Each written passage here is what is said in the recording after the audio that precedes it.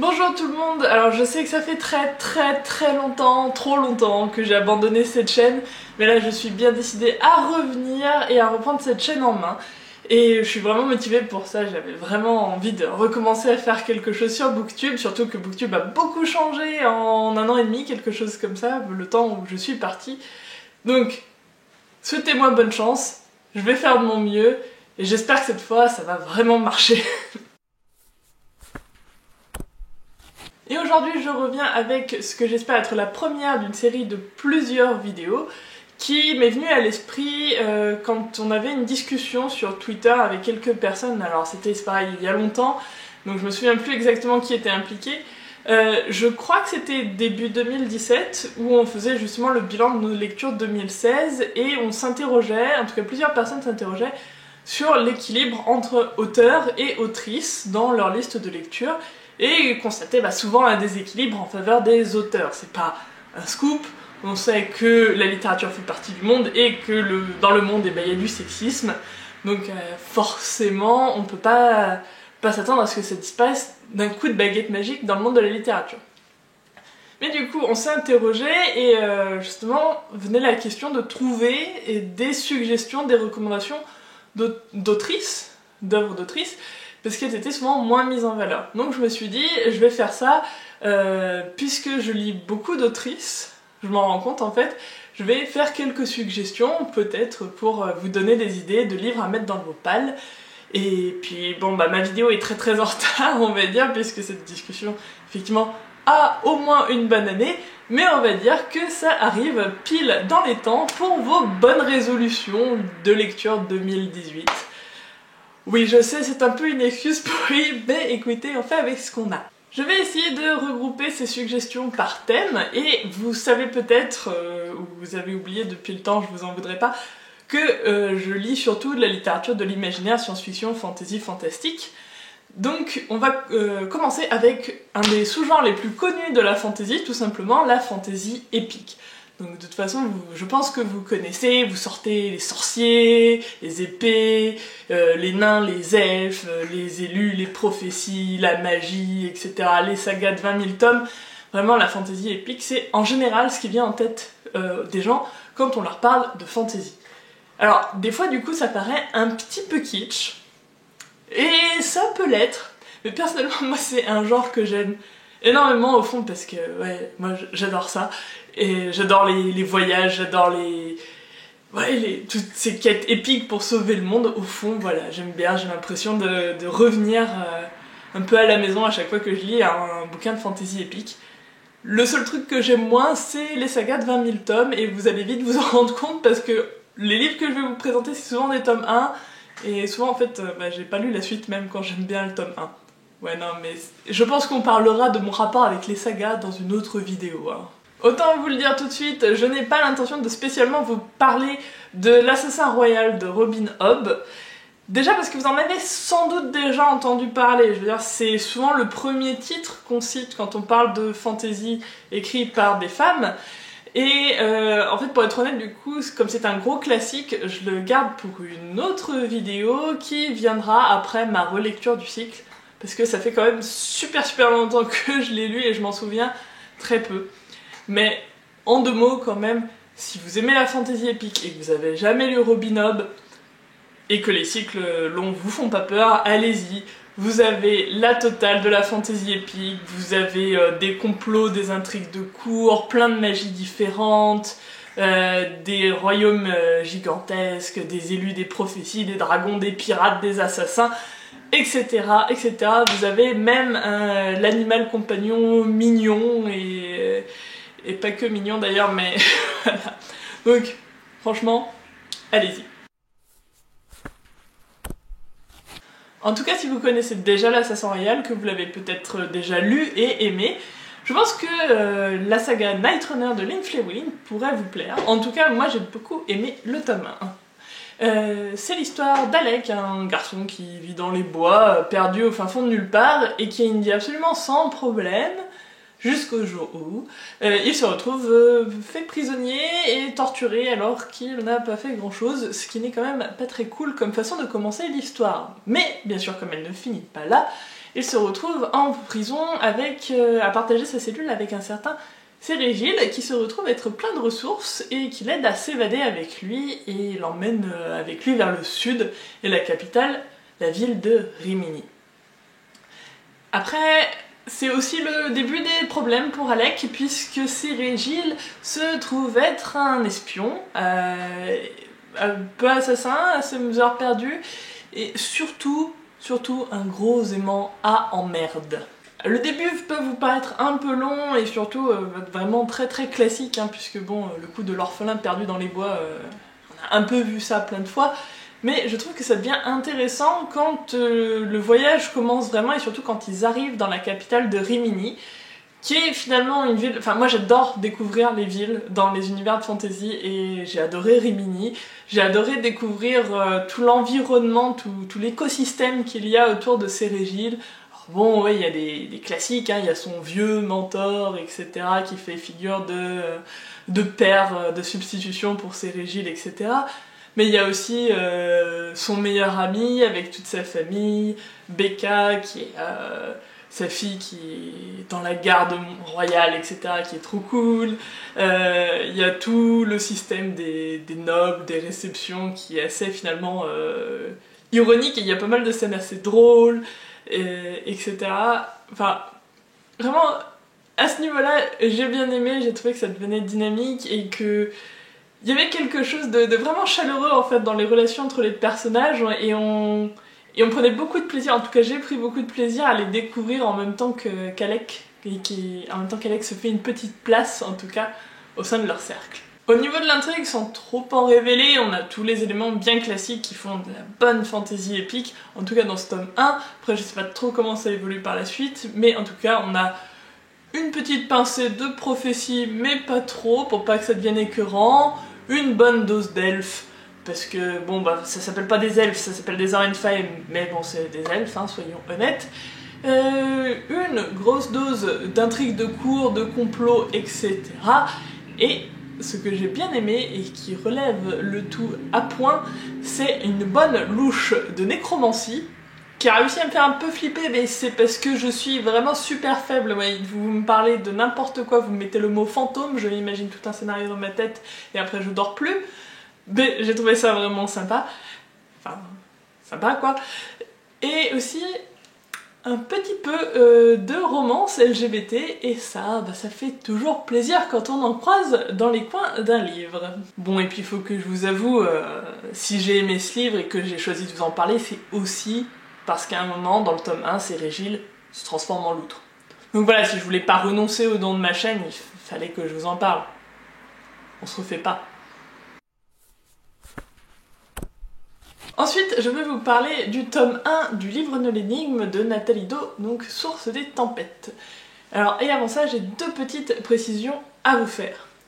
Première précision, Nathalie Do se définit comme non-binaire, en tout cas d'après une interview que j'ai lue d'elle sur je ne sais plus quel site, mais je vous mettrai éventuellement l'interview en barre d'infos parce qu'elle est très intéressante. Et alors, je l'ai mise dans Stop parce que j'ai vu qu'elle se définissait comme autrice, donc 3 autrices de fantasy épique, je pensais que ça collait. Et c'est le compromis que j'ai trouvé parce que en fait j'ai pas assez d'autrices et d'auteurs non binaires pour faire un top à part entière et je voulais pas non plus l'exclure de Stop. Donc voilà, on fait ce qu'on peut. Mais je préférais quand même être claire pour pas la mégenrer par omission quelque part.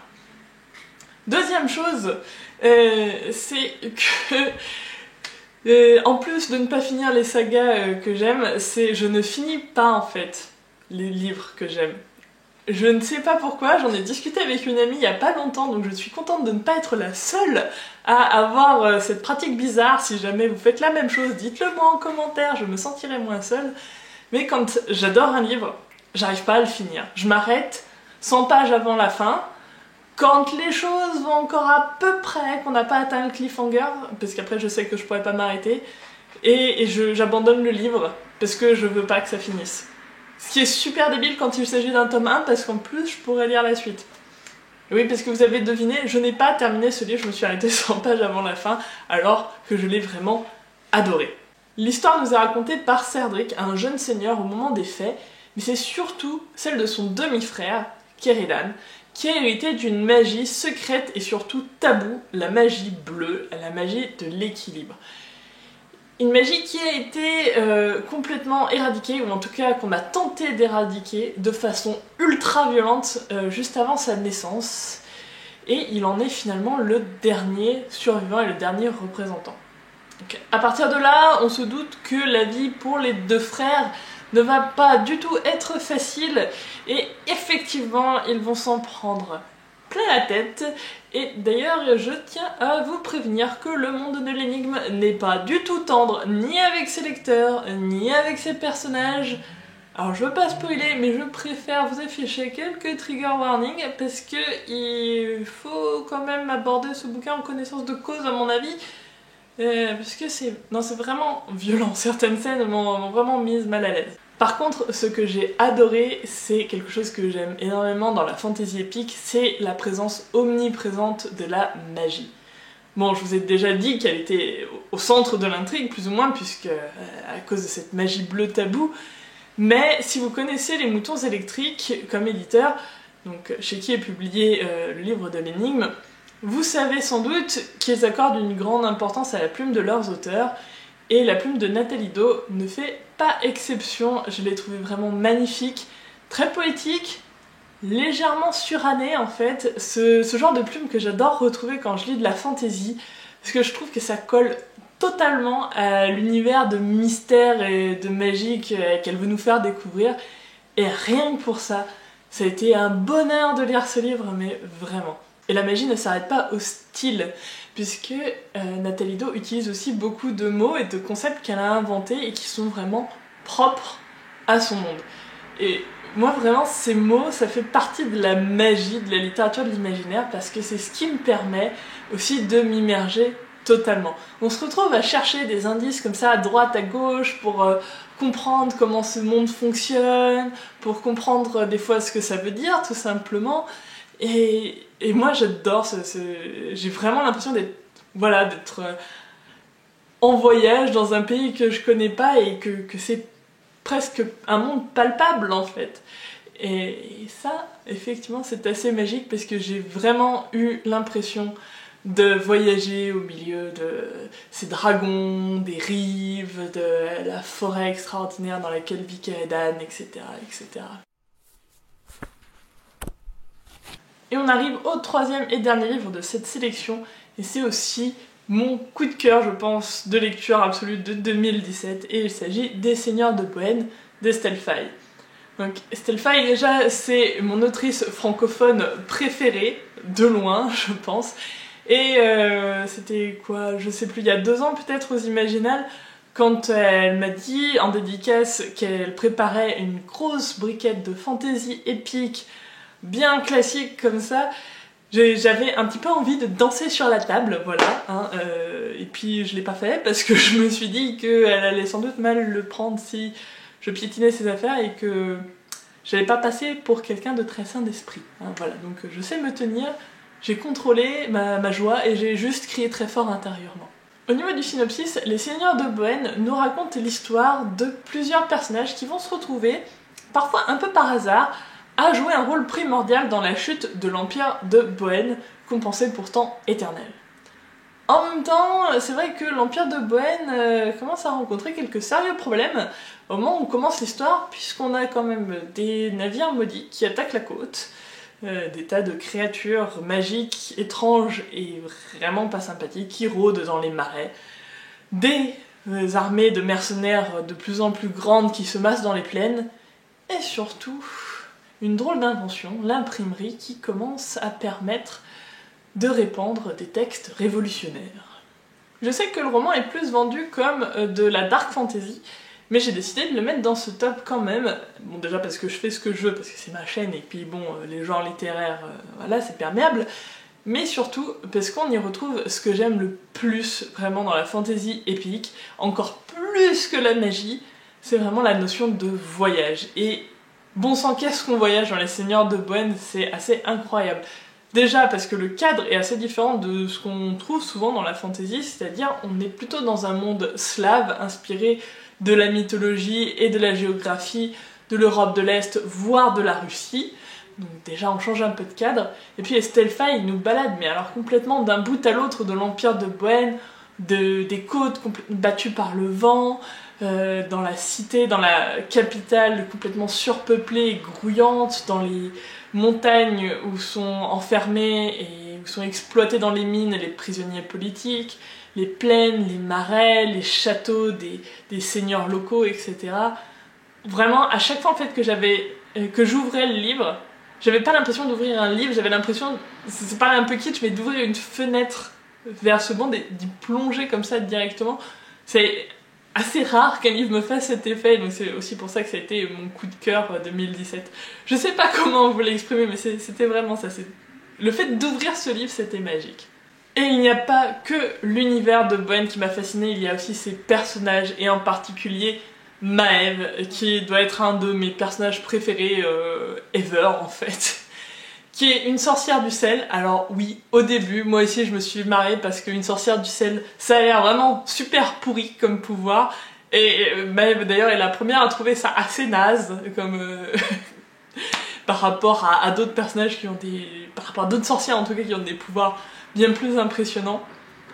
Mais en fait elle se révèle, mais j'ai envie de dire badass, mais en même temps, il n'y a pas que ça. C'est un personnage féminin tellement bien construit, comme j'aimerais en voir plus. Ce qu'il y a au cœur de Maëve, c'est son désir d'indépendance. Elle veut être libre, c'est le truc qu'elle veut par-dessus tout. Ça a ses bons côtés, ça a ses mauvais côtés, ça a ses côtés qui sont ni bons ni mauvais, c'est juste ce qu'elle est, et c'est ce qui va la pousser à faire ses choix. Et ça reste tout au long du roman, même quand elle évolue de manière incroyable, mais on a toujours au fond d'elle, jamais cette essence n'est trahie, et voilà, ça reste Maëve, la sorcière indépendante qui rêve de liberté. Et j'adore parce que vraiment des héroïnes à qui on autorise d'être aussi pleines et entières et complexes, on n'en voit pas beaucoup. Alors j'ai pas envie de voir que des copier-coller de Maëve, mais j'ai envie de voir des personnages aussi bien construits qu'elle, parce que vraiment, c'était un bonheur de la lire. Voilà, on arrive à la fin de cette vidéo, j'espère qu'elle ne va pas être trop longue, comme je n'ai plus trop l'habitude de filmer, je sais pas combien de temps ça va durer. En tout cas, il y a pas mal de livres que je n'ai pas cités parce qu'il fallait faire un choix et parce que certains sont encore dans ma pile à lire. Donc n'hésitez pas à me faire vos suggestions de titres parce qu'il n'est pas exclu que je revienne sur le sujet de l'epic fantasy un jour ou l'autre. N'hésitez pas aussi à me dire s'il y a des thèmes, ou en tout cas des genres autour desquels vous aimeriez que je fasse une sélection, hein, parce que j'ai pas encore décidé du thème de la prochaine vidéo. Et puis bah, d'ici là, lisez bien, et moi je vous dis à la prochaine fois. Bye. Donc ça, c'est Watson. Voilà, c'est un chat très dynamique, comme vous pouvez le voir.